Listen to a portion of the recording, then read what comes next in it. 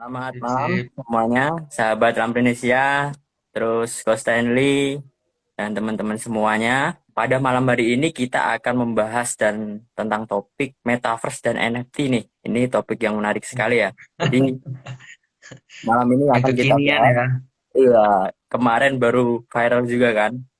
Jadi kita bahas malam ini dan apa ya, nanti dari teman-teman sendiri jika ada pertanyaan langsung saja diketik di kolom komentar dan jika waktunya masih ada akan kami apa ya jawab ya kok. Begitu. Terus sebelumnya em, apa ya? Terima kasih sudah menyempatkan waktunya ya dari Coach Teddy sendiri dan teman-teman sahabat Raminesia. Semoga dalam apa ya keadaan yang baik-baik saja karena masih pandemi kan kok. Semoga sehat ya kok. Ya, amin. Baik, langsung saja kok. Mari kita set motivasi dengan baik, dengan bijak bahwa diskusi pada malam hari ini semoga membawa manfaat bagi diri kita sendiri dan membawa manfaat bagi semua makhluk.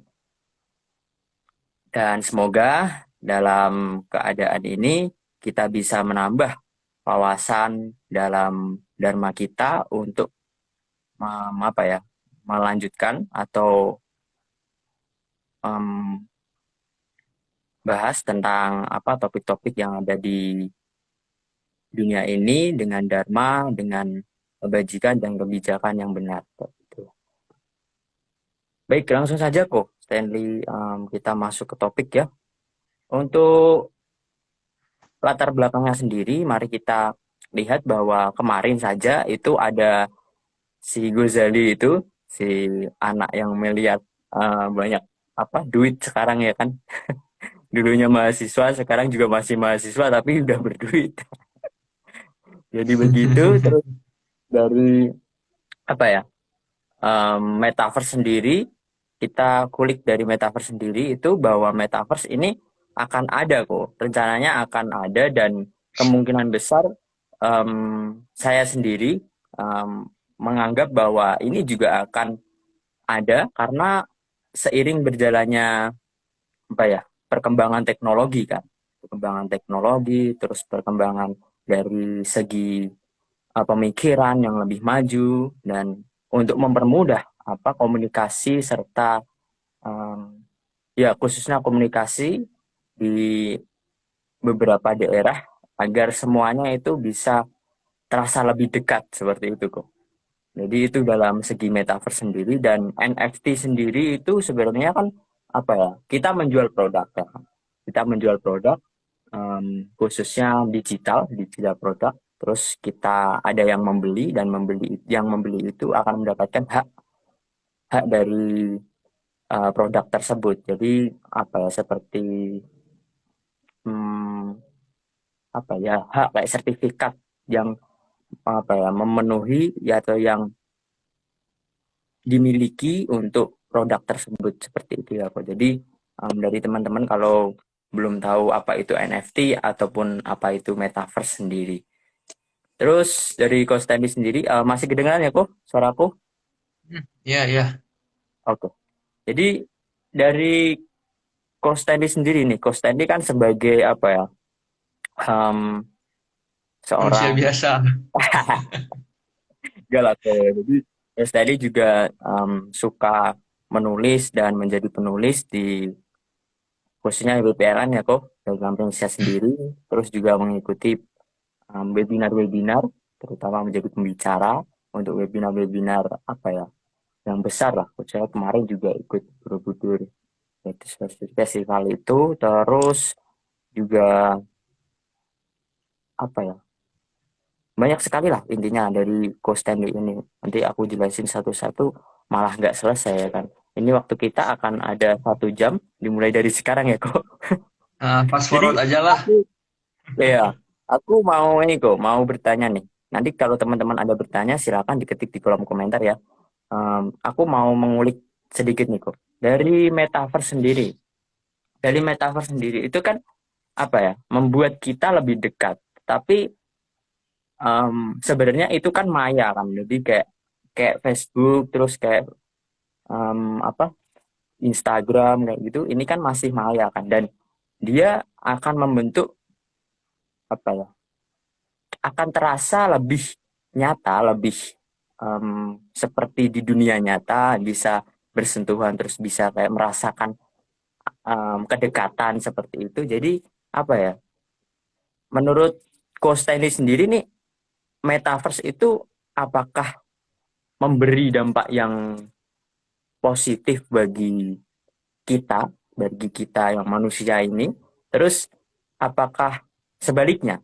Itu yang pertama. Terus kalau dari segi pandang Coach Stanley sendiri, apakah metaverse ini em, membuat apa ya, bagi beberapa orang kan pastinya ada yang belum siap dan ada yang sudah siap. Nah, bagi beberapa orang ini bagaimana untuk menyiapkan metaverse ini tuh, kalau memang benar-benar metaverse ini kan eh, di kemudian hari itu akan ada seperti itu kok. Bagaimana? Mungkin bisa dijelaskan kok dari segi Buddhisnya sendiri ataupun Oke, dari oke, pandangan oke. dari Coach Stanley. Eh, Sebenarnya sih kamu udah memberikan kata kuncinya ya. Tadi kan kamu bilang itu kira-kira ada dua kelompok manusia ya, ada yang siap dan tidak siap. Nah, dari situ dapat bahwa ketika kita atau enggak ya, sebenarnya dari perspektif aku pribadi susah untuk mengatakan satu hal itu sepenuhnya baik atau sepenuhnya buruk karena etika yang kuanut agak kurang condong ke isu seperti itu. Jadi dalam hal metaverse misalnya, kita bisa bilang bahwa baiknya ya pasti ada. Kalau dicari kan ya pasti ya pasti ketemu lah namanya baik ya kan. Pasti ketemu gitu loh. Cuman dalam kondisi mental kita sekarang gitu ya. Bukan salah kita ya dalam kondisi zaman ini sekarang. Ya mau cek di semua tradisi spiritual ya pasti dikatakan zaman makin ke sini ya makin merosot gitu loh. Entah apapun argumennya ya ya kurang lebih kan merosot gitu ya. Jadi apapun alasannya ya, tapi kita deal dulu lah. Sekarang zamannya manusia makin eh, kualitasnya makin jelek gitu loh. Nah, ketika kita disodorkan hal yang secanggih metaverse, ada kemungkinan, ada resiko yang sangat besar bahwa kita nggak siap gitu loh. Jadi kubu yang siap itu mungkin 1 banding 1.000 mungkin ya, atau 1 banding 1 juta mungkin. Nah, sisa yang mayoritas yang nggak siap itu, so apa konsekuensinya kan ya bagi mereka kan gitu. Pertama tadi kamu singgung juga tentang yang maya-maya itu. Jadi hubungannya artificial, Facebook gitu-gitu ya. Aku nggak mau ngeremehin nature hubungannya karena bisa jadi ada orang yang menginvest emosinya di Facebook senyata dengan atau bahkan lebih nyata dan lebih intens daripada yang kita lakukan terhadap orang-orang yang nyata gitu ya kan. Ada yang bisa pengen nikah sama anime gitu kan kalau di Jepang gitu kan, nikah sama boneka atau apalah gitu kan, kan bisa aja gitu loh. Jadi bukan soal real dalam pengertian intensitas. Kalau manusia udah menggila kan ya apapun bisa intens gitu loh. Nah, tapi poinnya ya di sini, poinnya adalah ketika kita membayangkan diri kita, diri saya misalnya ya, darah dan daging ini, dengan identitas akun-akun saya di metaverse misalnya, itu bukan diri yang sama kan ya.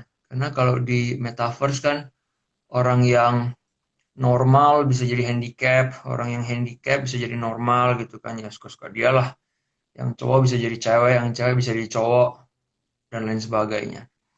Jadi yang aku tangkap malah semacam ada multiplikasi diri, ada apa ya, penggandaan diri gitu. Jadi diri yang mengganda ini berarti kan dengan kata lain adalah diri yang menguat gitu loh.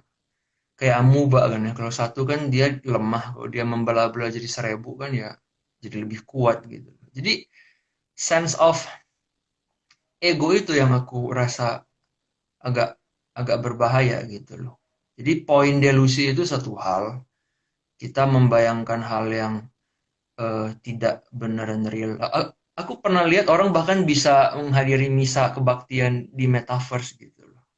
Kan ya. Jadi dia bahkan di metaverse itu dia beneran yang nggak boleh ribut. Dia harus sehusyuk dia di gereja beneran gitu. Cuman ya poinnya itu, poin pertama adalah nggak mungkin kita menggantikan kesegeraan gitu ya. Kesegeraan hubungan di dunia nyata dengan yang ada di dunia yang maya gitu loh. Kayak kalau saya ke gereja langsung ketemu pastor, sama kalau saya cukup beruntung ketemu Yesus langsung, kan beda ya. Ya kan ya, itu kan kesegeraan hubungannya kan nggak bisa kita kita tawar gitu loh. Atau mungkin kalau kita Buddhis ya ketemu Buddha langsung gitu loh. Kan beda gitu ya. Kalau saya Syariputra sama saya mungkin Buddhis dari generasi kesekian, ya beda aja gitu loh. Dan masalah kedua adalah di dunia maya seperti ini kita terbiasa untuk tidak mau susah gitu loh. Karena selalu ada jalan keluar kan ya. Jadi kalau udah pahit banget kita bisa milih untuk keluar, ya kan? Ya kecuali di beberapa film horor thriller di mana kita udah masuk dan nggak bisa keluar gitu loh. Jadi kita terkurung di dunia maya. Nah, kecuali seperti itu. Tapi untuk sekarang kan kita masih bisa memilih gitu loh.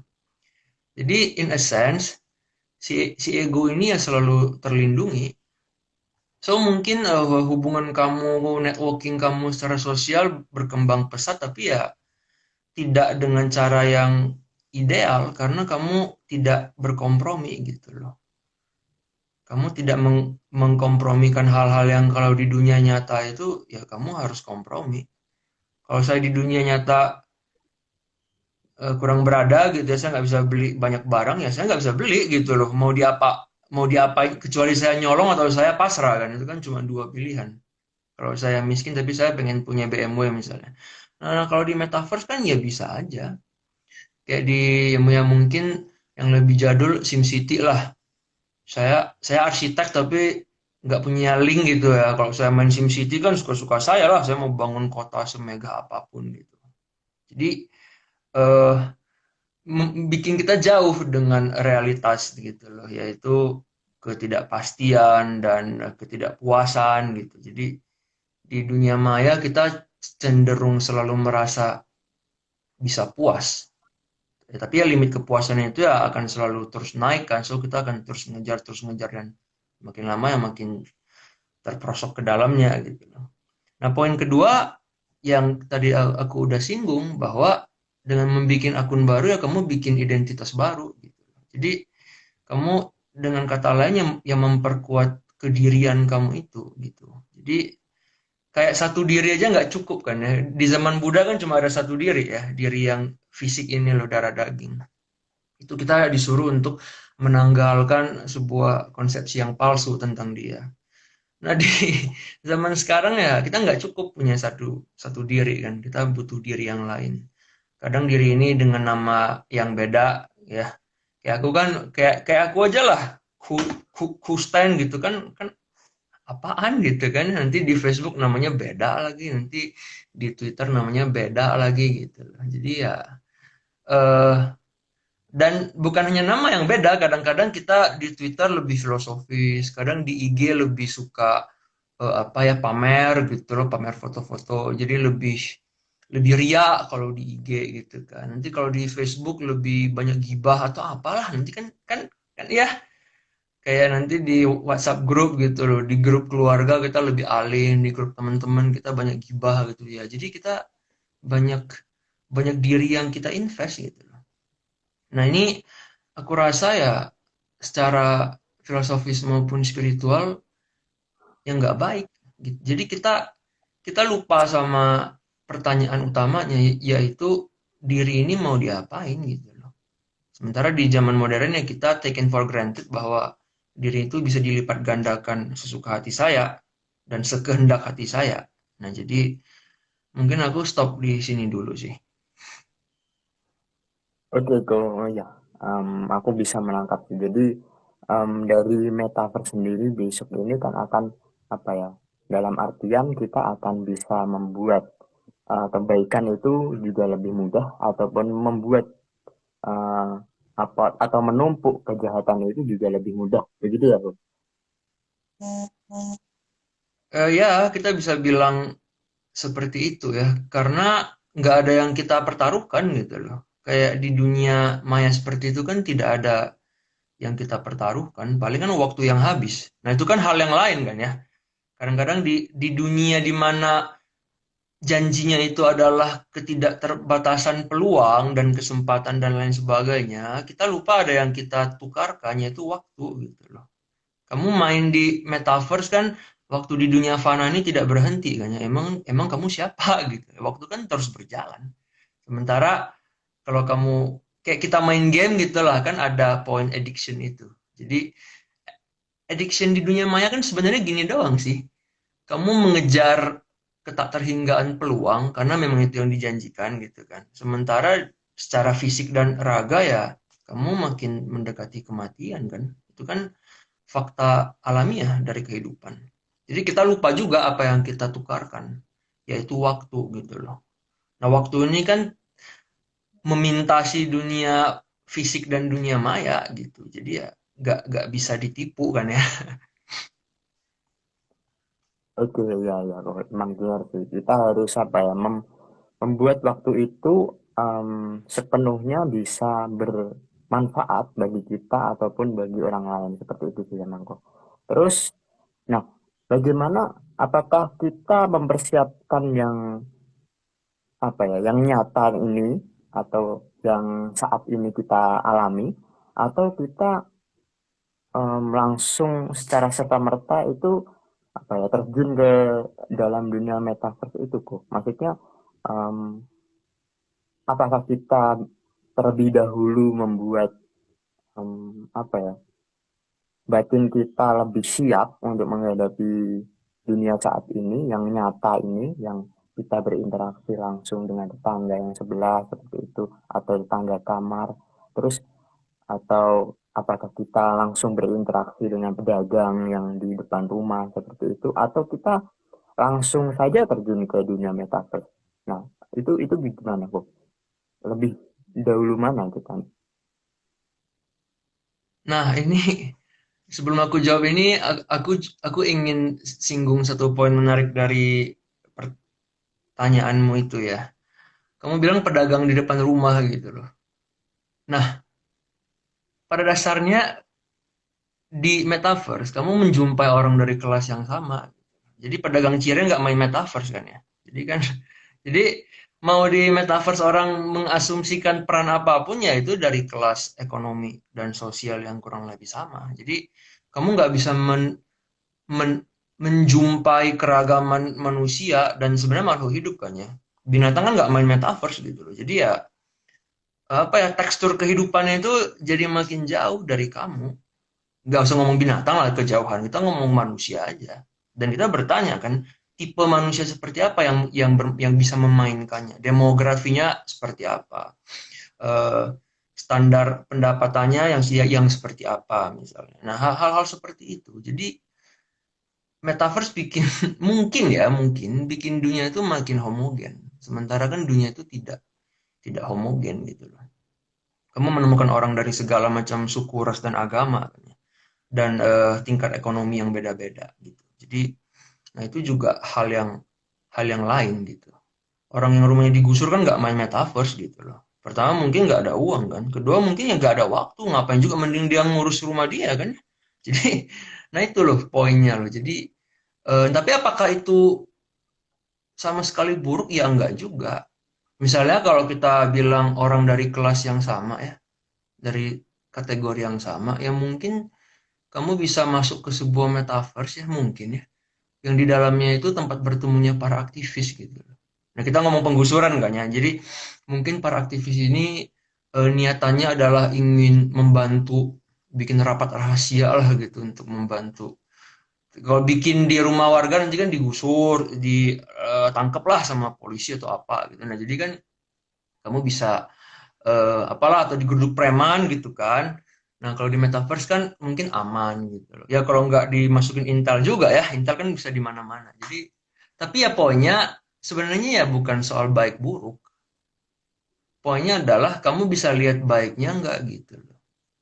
Nah, cuman dalam kondisi kita yang sekarang ya tanpa persiapan mental atau batin, kita ya lebih condong tidak melihat baiknya. Yang kita lebih condong lihat ya adalah apa yang kita rasa baik gitu loh. Jadi aku nggak mau bilang apa yang kita condong lihat itu yang buruknya ya, karena orang nggak mau yang buruk-buruk kan. Pasti di mata kita yang kita lihat yang baik-baik, tapi yang menurut kita gitu loh, yang menurut kita tanpa difilter oleh pikiran kita kan. Nah jadi kan kalau bukan filter pikiran apa dong? Filter apa dong? Ya filter naluri kan ya. Apa yang menurut kita baik secara naluri ya gitu. Jadi sesuatu yang baik tanpa dipikirkan. Ya sebagian besar hal yang baik tanpa dipikirkannya kan nggak baik. Jadi wah saya bisa ini. Kamu membayangkan 1001 kesempatan gitu ya. Tapi dari 1001 ini ya mungkin 1000 yang kamu bayangkan itu semua yang sebenarnya nggak baik gitu loh. Mungkin ya hal-hal yang katakanlah ujung-ujungnya hanya untuk menghabiskan waktu doang ya dan yang membuat kamu makin jauh dari realitas, dari kemanusiaan gitu. Jadi eh, batin yang baik itu yang tahu apa yang penting untuk dilakukan gitu kan. Ya itu sih prasyarat. Untuk ngapain pun sih. Jadi kita nggak hanya ngomong metaverse ya. Kalau batin udah stabil ya mau ngapain pun enak gitu loh. Kan itu ya. Jadi kita nggak ngomong hal yang khusus ya. Kita ngomong hal yang universal. Kamu mau menjadi apapun, melakukan apapun dengan batin yang mantap. Ya berarti kan kalkulasinya juga matang gitu ya. Ya silahkan gitu loh mau melakukan apapun. Kan gitu. Oke, menarik sekali kok. Itu dan tentang metaverse ya kok. Jadi kita apa ya sangat perlu dan sangat harus menghargai waktu ya khususnya itu si poin pentingnya itu sih karena di dunia sendiri aja kita masih apa sedikit-sedikit nanti juga akan apa ya, membuang-membuang waktu dalam tanda kutip kan apalagi di dunia metaverse yang kita lihat sendiri bahwa di dunia metaverse itu juga bukan hanya bukan untuk semua kalangan seperti itu jadi ada beberapa kalangan terutama juga dari kalangan yang eh, ke bawah seperti itu dan beberapa makhluk-makhluk seperti hewan seperti itu kan belum nggak bisa masuk ke metaverse seperti itu kan ya itu sih itu menarik sekali terus kita langsung pindah nih kok ke sebelah NFT yang kemarin-kemarin si anak Semarang si anak Gozeli itu ya ternyata juga itu nah itu kan kemarin kan sempat viral kan kok sempat viral terus dapat apa ya dapat uang yang cukup banyak berapa berapa M seperti itu aku juga lupa terus nah ini fenomena seperti ini itu sebenarnya apa ya, bisa juga disebut kebetulan ya tuh dan karena tidak semua orang bisa mengalami hal itu terus ada beberapa orang yang dari khususnya masyarakat kita itu berlomba-lomba untuk ikut kok ikut dan mengupload beberapa foto dan yang kemarin yang aku pernah sempat lihat itu foto KTP itu dimasukin di NFT kok itu dijual di sana dan itu kan sebenarnya kan bela diri kan jadi seperti foto KTP itu kan harusnya ya kalau em, apa ya orang yang sangat apa ya, orang yang berpikir terlebih dahulu untuk mengupload tersebut kan itu kan dilihat di seseorang kayak gitu kan jadi kan nggak boleh di upload sembarangan terus apalagi di metaverse di NFT itu sulit untuk dihapus untuk jejak digital itu sulit untuk dihapus masih ada rekam jejak digitalnya. Nah, itu bagaimana kok untuk apa ya, memberikan pemahaman ataupun memberikan pemahaman ataupun ini ya apa, teman-teman ini, apakah NFT ini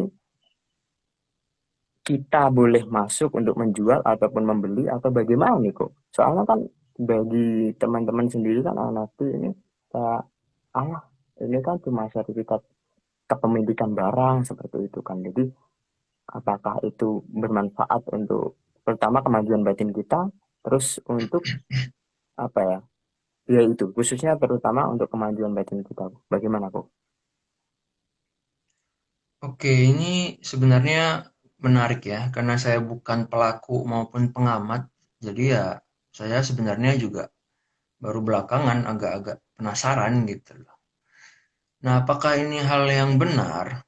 Terutama makin banyak orang yang merasa ini bisa jadi sumber nafkah kan ya. Jadi, eh, nah mungkin agar lebih otoritatif ya, lebih berwibawa gitu.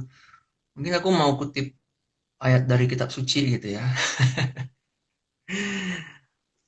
Dalam Majjhima Nikaya, kalau nggak salah kan Buddha menjabarkan tuh daftar-daftar mata pencaharian yang nggak benar gitu.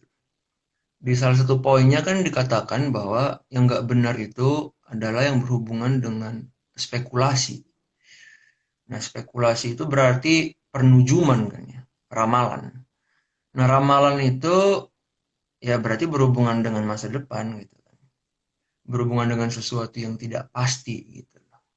Jadi kita paham dunia nggak pasti, fine ya. Cuman kan kita bisa, kayak aku mau SNMPTN nih, mau belajar gimana pun kan belum pasti lulus ya. Cuman kan kita kalau belajar itu kan bikin upaya gitu, agar lulus, kan fine gitu ya. Atau aku deketi seorang gadis idaman gitu kan. Ya kan nggak tahu hasil akhirnya seperti apa. Cuman kan upayanya ya PDKT-nya gitu loh. Jadi, nah kita nggak ngomong ketidakpastian yang seperti itu ya, karena kalau kita masuk ke sana ya semuanya jadi nggak pasti kan gitu. Nah ketidakpastian yang yang mungkin Buddha maksud di sini adalah, aku kasih contoh aja deh. Orang lihat muka, ya kalau ngomong langsung kan nggak enak ya. Aku nggak mau ngomong nama deh, Godzilla gitu ya. Jadi orang lihat Godzilla gitu kan, ngeposting muka dia tiap hari gitu kan. Dan sukses gitu. Terus orang berusaha membenarkan gitu kan. Nah, ada yang bilang virtue utamanya itu adalah konsistensi. Terdengar masuk akal tapi sebenarnya lemah sekali gitu argumennya. Dan orang-orang yang ngomong itu pun nggak percaya sama omongan mereka. Yang aku pikir, nah poin menariknya di sini. Sebenarnya orang lebih percaya sama ini kebetulan gitu. Jadi bukan soal konsistensi. Ini adalah sebuah dunia baru, mungkin peluang bisnis baru, di mana segalanya mungkin. Nah, ingat ya, ketidakterhinggaan peluang kan. Kita kembali lagi ke isu yang metaverse. Di dunia di mana segalanya mungkin, berarti di dunia ini ada banyak titik-titik di mana saya bisa dapat jackpot gitu loh. Nah, itulah menurut aku ya, kenapa orang bisa posting makanan, minuman yang kayak, kalau di GoFood makanan minuman kan ada ya makanannya kan, kalau di sana kan nggak ada. Dan bahkan orang bisa posting KTP dia gitu. Jadi poinnya adalah yang penting unik. Nah, unik itu apa gitu loh. Harus kita definisikan kan. Unik itu adalah sesuatu yang saking tak terduganya kadang-kadang membuat jackpot kan gitulah. Ini aku bukan definisi KBBI ya. Jadi mukanya Godzilla unik ya. 933 foto gitu kan. Nggak ada nilai tambah, nggak ada nilai apapun tapi unik gitu loh. Nah, orang-orang kan nggak cukup bodoh untuk saya juga posting muka saya. Ah, udah basi. Di zaman kita yang makin cepat ini, saking cepatnya gitu kan, tingkat ketidakpastian semakin tinggi gitu loh. Sehingga kita merasa di satu sisi ada ketidakterhinggaan peluang, di sisi lain kita nggak tahu sebenarnya apa yang benar bikin sukses. Ah, ngasal aja lah. Toh si Godzilla juga ngasal kan ya? Kok ini kan dengarnya pengakuan dia, saya nggak menyangka gitu loh. Berarti kan ngasal gitu kan. Tapi jackpot. Nah, ini loh yang aku rasa sebagai apa yang udah diwanti-wanti sama Buddha gitu. Kamu jual makanan kan jelas. Kamu bisa membayangkan orang tiap hari butuh makan. Saya menjual barang barang konkret itu gunanya. Saya jual pakaian. Orang tiap hari berpakaian gitu kan. Saya jual buku, ya pembaca di Indo nggak banyak kan, tapi adalah orang yang baca buku gitu loh. Kan kebayang. Nah di NFT kan apa yang kita jual gitu loh. Apa yang kita tuju, kerangkanya apa? Aku coba jawab ketidakpastian. Jadi apa yang dijual di sini adalah ketidakpastian gitu loh. Jadi semua orang jadi setara. Kalau di dunia nyata kan saya susah untuk menyetarakan diri dengan misalnya pebisnis kelas kakap gitu ya, karena mungkin apa kapitalnya beda, didikan keluarga beda, segala macam. Di dunia nyata tuh ketimpangannya jauh gitu ya. Nah di dunia NFT nggak ada ketimpangan kan, karena ketidakpastiannya begitu mengerikan gitu. Dan itu yang dijual. Jadi kalau dunia ini nggak pasti, ya saya boleh jual dong KTP saya kali-kali jackpot gitu kan. Saya nggak mau komen ini mereka orang-orang yang nggak tahu privasinya dilanggar kan, kamu nggak bisa hapus lagi kan ya. Kalau udah masuk ke OpenSea gitu kan, KTP kamu akan selamanya di sana gitu loh. Jadi ya udah kamu mah akan selamanya datamu tersebar kemana-mana. Kita nggak usah ngomong itulah.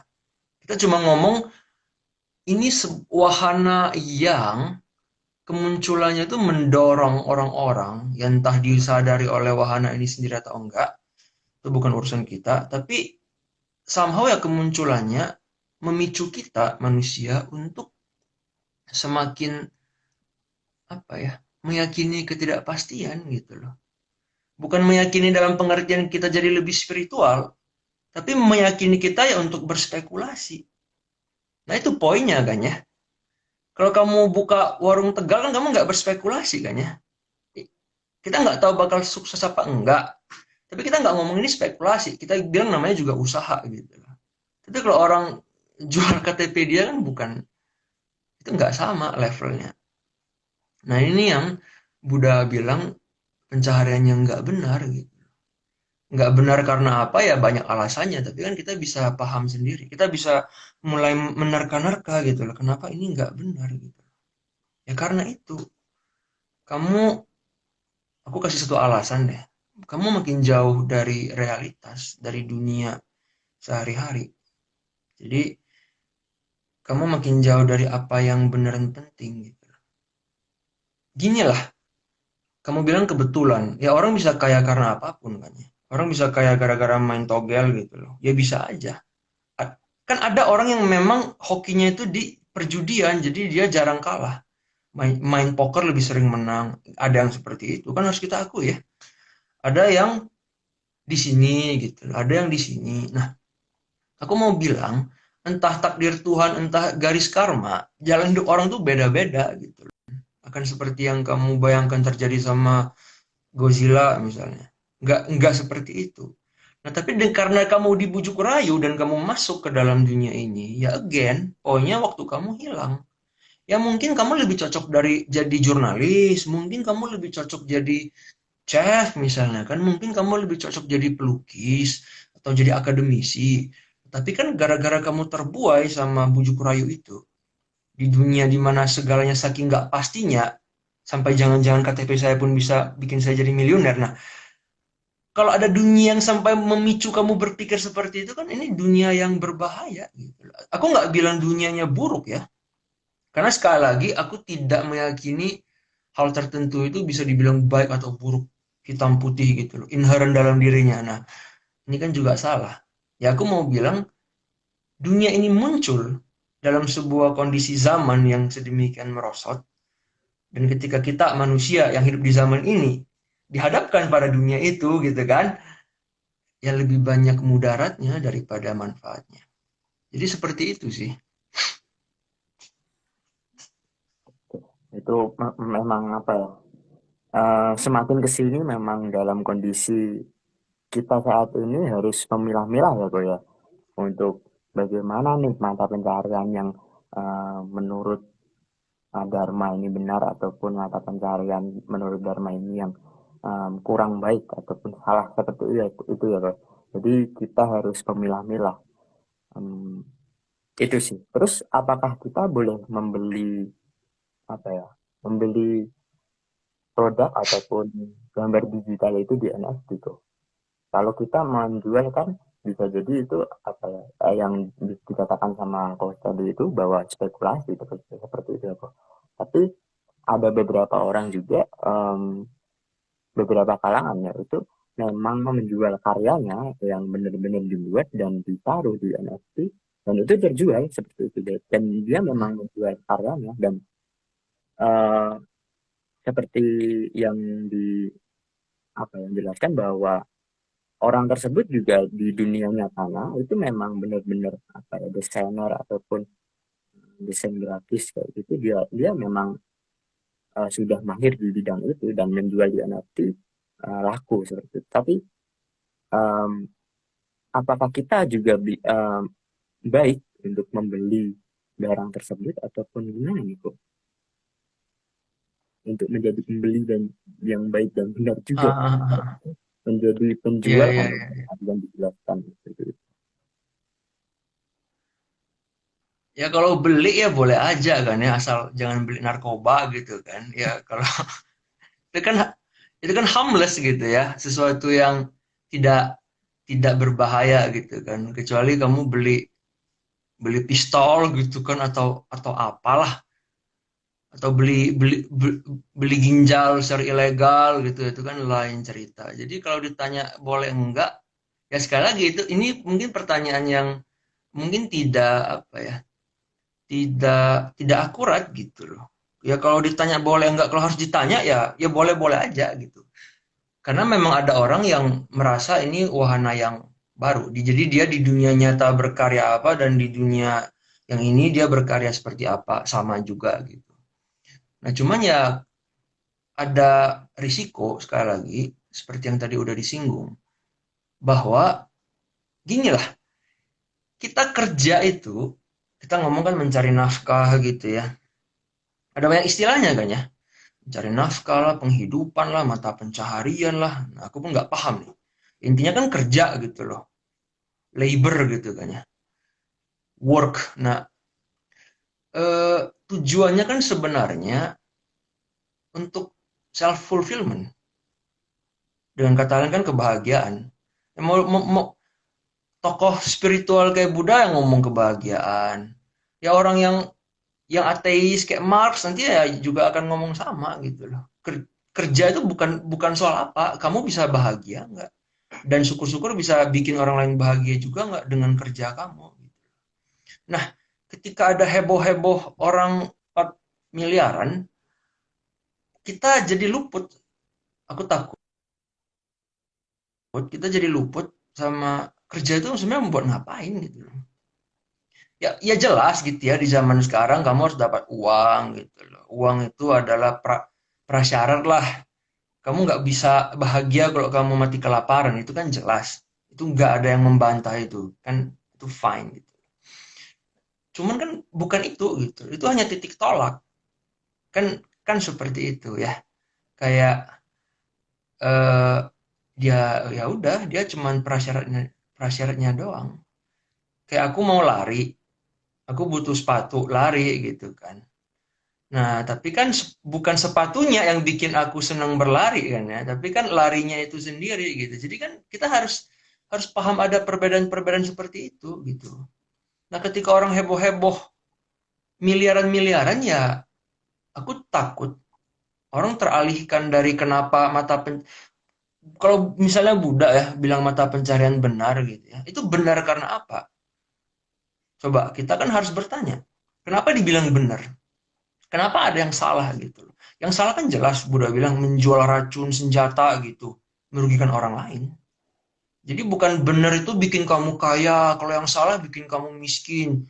Ya kalau mau bandar narkoba kayak Pablo Escobar gitu kan ya kamu kaya sekali, badan kamu rugiin orang lain. Kan seperti itu. Nah, jadi mata pencarian yang benar adalah yang bikin orang bahagia. Atau minimal bikin orang tidak teralihkan dari tujuan asli kerjalah ya itu bahagia gitu loh. Uang itu kan ya bonusnya doang, kayak lari harus pakai sepatu.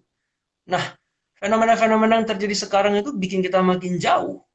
Dia dengan tipu muslihatnya gitu kan, mengalihkan kita gitu loh. Jadi kita jadi terbuai untuk berpikir bahwa oh ya, saya harus melakukan kerja di NFT gitu agar jadi kayak seperti dia. Jadi kita melakukan sebuah lompatan kuantum gitu loh di otak kita. Makanya ada orang yang spekulasi itu tadi.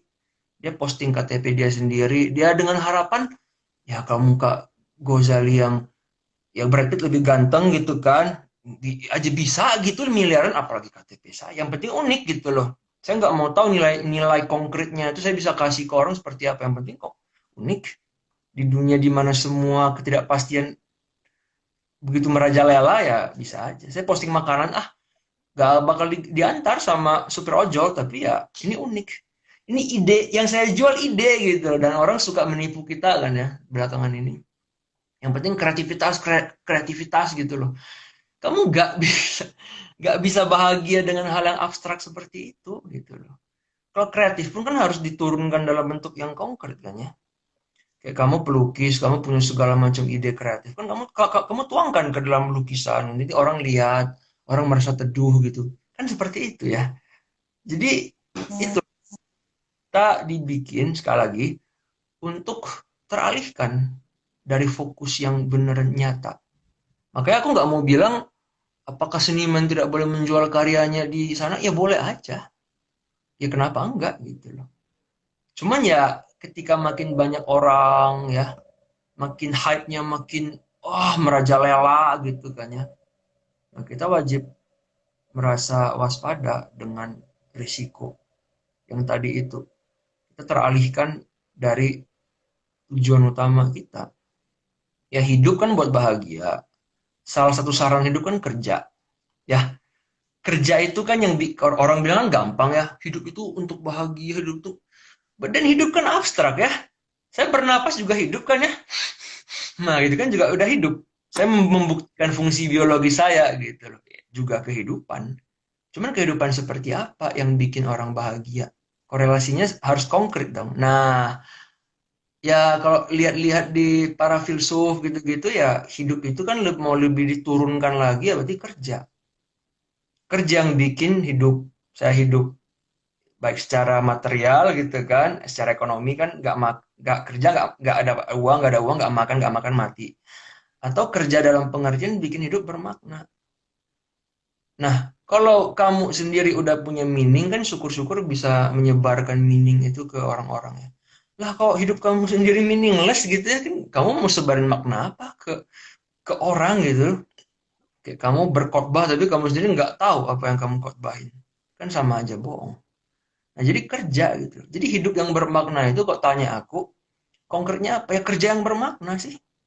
Kerja di mana minimal kalau nggak ke orang lain pun, kamu ke diri sendiri kamu bisa bilang, ini hidup saya bermakna gitu loh. Saya nanti kalau ada akhirat gitu ya, saya bisa mempertanggungjawabkan ini kepada Tuhan gitu kan. Saya udah bermakna nih atau apalah.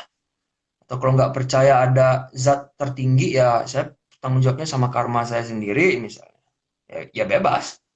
Pokoknya secara moral kita, conscience kita bersih gitu loh. Nah kalau hidup nggak ada makna, kerja nggak ada makna, apa yang mau dipertanggungjawabkan? Dan kepada siapa gitu loh. Nah itu loh, jadi ini lebih lebih mendalam daripada yang kelihatannya. Jadi bukan soal orang hype-hype yang enggak-enggak aja. Aku berusaha untuk tarik ke isu yang lebih apa ya, lebih filosofis gitu loh. Yang ya mungkin terdengar lebih injelimet ya, tapi layak kita pertimbangkan gitu loh. Jadi kerja itu bukan buat dapat uang doang. Dia pasti dapat uang, tapi habis itu mau ngapain gitu loh. Uang kan bukan tujuan dalam dirinya sendiri. Nah itu yang aku eh, minta kepada orang-orang ya kalau mau berkecimpung di dunia-dunia maya yang makin kesini makin canggih, ya silahkan. Cuman first of all kan kita harus tanya pada diri sendiri gitu loh. Kita harus titik tolak kita tuh dengan pertanyaan gitu loh. Nah, kita udah deal, udah settle gitu kan si batinnya, ya ya udah habis itu kan terserah mau ngapain. Kira-kira gitu sih. Oke, itu menarik sekali aku. Terus pertanyaan terakhir kok, solusi untuk menjadikan mental kita lebih kuat kok menghadapi apa ya kemajuan zaman seperti ini, terutama itu untuk apa ya teman-teman sahabat-sahabat Indonesia yang masih muda-muda untuk menghadapi kan masih panjang nih ya kan. Teknologi-teknologi juga akan terus berkembang. Terus bagaimana sih solusinya untuk menyiapkan batin kita, mental kita untuk bisa menghadapi metaverse ini kok ataupun teknologi-teknologi yang berkembang selanjutnya kok. Ini bagaimana sih? Solusinya sih kalau mau singkat kata aja ya, segalanya itu, jadi nggak hanya untuk ini, tapi untuk segala hal di dunia ini, segala problema, segala isu, yang paling awal mulailah dengan niat. Kan, ini aku ngomong gini kayak tokoh agama kan ya. Tapi kan benar ya, paling awal itu mulai dengan niat gitu lah. Kalau bahasa lainnya motivasi, dalam ilmu sosial motif gitu loh. Motifnya apa gitu. Saya mau embark on this journey, niat saya apa sih? Nah, itu saya nggak bisa bantu jawab. Itu kan teman-teman sendiri.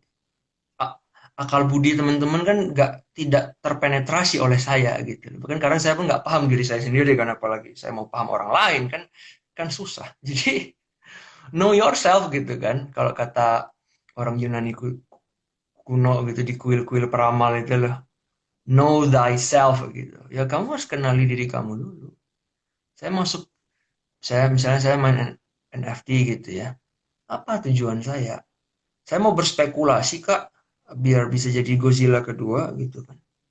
Semacam mutasi gitu kan. Atau saya mau apa? Ya itu teman-teman yang bisa jawab.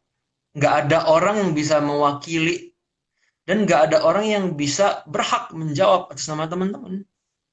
Jadi niat gitu loh. So lihat lihat ke dalam diri lah. Nah itu kan metodenya banyak. Nggak hanya terkurung di satu satu tradisi kan ya. Kita bisa ke tradisi manapun. Ya, ya yang penting ya itu, kamu kenali diri kamu dulu. Nah, tekniknya apa ya silahkan. Silahkan cari. Atau ada Google kan ya. Ya silahkan dicari gitu loh. Oke, udah 1 jam kok kita apa ya berdiskusi panjang lebar Ya, tentang metaverse nggak ini. kerasa ya. Iya, nggak terasa kok. Waduh. Dan teman-teman juga em, saya harapkan dapat mengambil manfaat dari diskusi pada malam hari ini ya. Diskusi kecil tentang metaverse dan NFT ini. Terus em, sebelum kita tutup kok, aku mau menyimpulkan beberapa poin penting. Yang pertama yaitu tentang waktu. Jadi kita tuh perlu menghargai ya khususnya tentang waktu em, bahwa di metaverse sendiri ataupun di masa depan nanti kita akan apa ya tak terasa waktu itu tidak terasa seperti itu ya Bro. Jadi 1 jam ataupun 1 hari itu seperti berapa menit doang seperti itu kan Bu. Karena kita akan mengalami bagaimana kondisi di ataupun di metaverse itu sendiri atau di kehidupan nyata. Jadi kita sulit membedakan ataupun apa ya merasakan secara nyata waktu itu bergulir seperti itu Bro. Dan em, diharapkan dari teman-teman sendiri, aku terus dan Coach Stanley juga masih berlatih untuk menghargai waktu dan masih apa ya, em, masih menghargai waktu dan masih dapat memberikan yang terbaik di hidup kita, terutama yaitu dengan menghargai waktu dan tetap bermanfaat untuk orang lain. Seperti itu kok. Terus yang poin kedua yaitu tentang niat yang terakhir itu sangat sangat mengenal sih di hati aku karena apa ya karena di dalam pekerjaan kita di dalam keseharian kita kalau tidak ada niat itu sepertinya tidak akan berjalan dengan baik seperti itu jadi kita awali dengan niat terlebih dahulu terus kita lakukan dengan apa action ya, dan semoga di dalam niat tersebut dan action tersebut akan menjadi hal baik untuk diri kita sendiri ataupun untuk orang lain, seperti itu kok. Jadi mari kita awali dengan niat yang baik, niat untuk um, mencapai apa ya, mencapai kemajuan batin untuk diri kita sendiri dan menolong untuk orang lain. Seperti itu ya kok. Ini waktunya sudah hampir 1 jam kita menemani teman-teman pada malam hari ini, sahabat-sahabat televisi ya. Ini topik yang menarik kok, dan mungkin akan menjadi topik awal dari topik-topik selanjutnya besok ya. Dan ini apa ya? Instagram Live ini dari Lam Indonesia merupakan program yang em, setiap tahunnya ada di Lam Indonesia sendiri, dan semoga teman-teman diharapkan bisa apa ya, mengambil dari poin positif dan manfaatnya untuk kita menghadapi di dunia yang semakin pelik seperti ini ya Pak. Jadi terima kasih banyak Mas Henry Ya, telah sama-sama. apa ya IG Live pada malam hari ini, dan terima kasih untuk sahabat-sahabat Indonesia yang sudah menemani IG Live pada malam hari ini. Selamat malam kok, terima kasih banyak. Yuk, sama-sama. Thank you juga. Yuk, yuk. Dah teman-teman semua.